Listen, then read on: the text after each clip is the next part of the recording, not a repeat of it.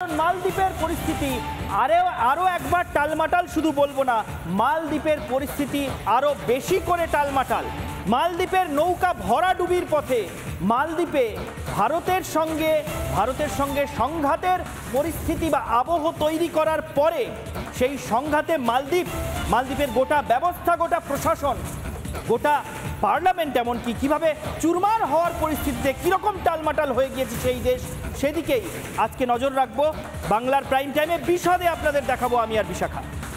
একদমই তাই ঈশান, তুমি যে কথাটা বলছিলে আমরা সেই দিকেই যদি নজর রাখি। মালদ্বীপ বলতে আমরা জানি যে নীল জলের একটা স্বপ্ন সৈকত, এতদিন আমরা তাই জানতাম, কিন্তু এখন সেই সৈকত জুড়ে, মালদ্বীপের সেই নীল জলের সৈকত জুড়ে এখন কার্যত দুঃস্বপ্ন।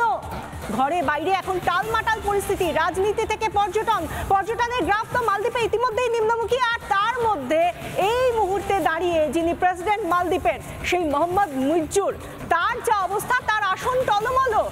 সেই জায়গা থেকে একেবারে সাঁড়াশি চাপ মালদ্বীপে। এখন কিভাবে প্রশাসন সামলাবেন মোহাম্মদ মুইজ্জুর, এটাই তার কাছে সবথেকে বড় চ্যালেঞ্জ। তিনি প্রাণপণ চেষ্টা চালিয়ে যাচ্ছেন, যদিও প্রাক্তন যিনি প্রেসিডেন্ট সোলি এবং তার দল, অর্থাৎ বিরোধী দল, তাদের তরফ থেকে ইতিমধ্যেই অনাস্থা প্রস্তাব আনা হয়েছে মোহাম্মদ মুইজ্জুর, এই মুহূর্তে যিনি মালদ্বীপের প্রেসিডেন্ট, তার বিরুদ্ধে।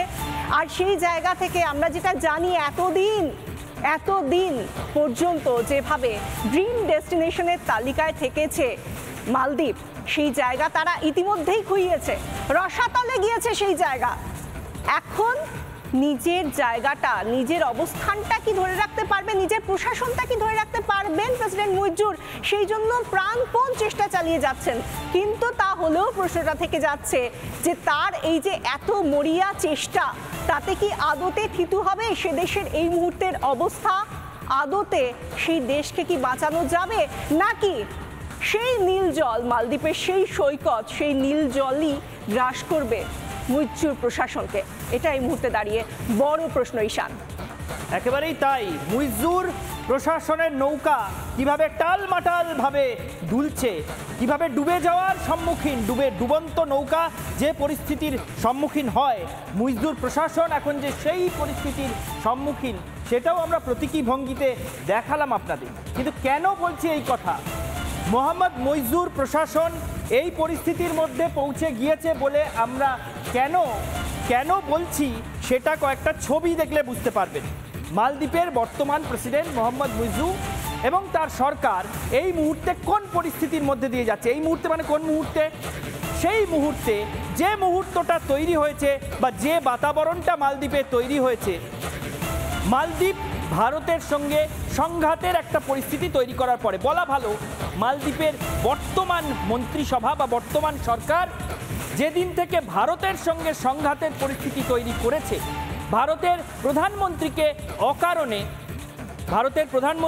অকারণে অপমান করার চেষ্টা করেছে, তাকে নিয়ে অকারণ অযথা কটাক্ষ করেছে, তারপর থেকে মালদ্বীপের ঘটনা প্রবাহ এমন জায়গায় পৌঁছে গিয়েছে যে মালদ্বীপে মোহাম্মদ মুইজ্জুর সরকার টালমাটাল, যেন ডুবন্ত নৌকা, যেন ঝড়ের সমুদ্রের মধ্যে দিশা হারিয়ে টালমাটাল করছে একটা গোটা নৌকা।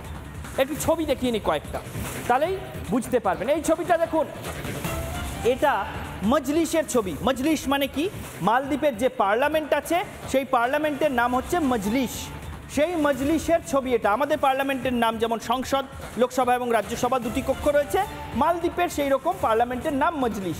দেখুন রক্তারক্তি কাণ্ড, সাংসদরা কিভাবে নিজেদের মধ্যে প্রচণ্ড মারামারিতে জড়িয়েছেন সেটা দেখুন মালদ্বীপের পার্লামেন্টে। এই দেখুন, একজন আরেকজনের পা ধরে টানছেন, একজন আরেকজনকে টেনে মাটিতে ফেলে দিচ্ছেন, চুলোচুলি চলছে, মাটিতে ফেলে একজন আরেকজনকে মারছেন।